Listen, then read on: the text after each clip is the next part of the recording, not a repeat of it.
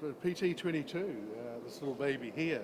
It's been on the ground for the last few years with engine problems, so we've just had the engine pretty much overhauled, and we've gone through a ground running stage, and today was its first flight in about 4 years, I think. And how was it? It was just fine, thanks. Yeah, the engine didn't miss a beat, and did everything it was meant to do, and the airplane flies nicely. And the only small issue was the radio stopped working for me.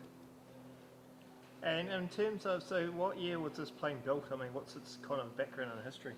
So Ryan 22, it was a pre-war trainer primarily used by the US Navy, built in San Diego, where of course there's a big, always been a big US Navy base down there, and it was the primary trainer for US naval aviators early on in the war. And has this been restored or rebuilt, or what's the story?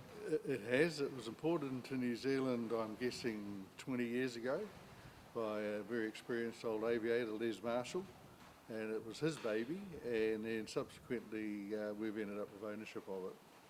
What's it feel like flying one of these old planes? Oh, it's a bit like driving an old motor car. They're very basic, no fancy stuff at all. It's grassroots or seat of the pants flying, if you like. And the sort of training you have to go through to get the rating for this sort of plane? Yeah, most modern pilots have learnt to fly on a Cessna or a Piper, which is a tricycle undercarriage. And so the big difference for these old girls is the tailwheel configuration. And so you've got to undergo, we call it a tailwheel conversion.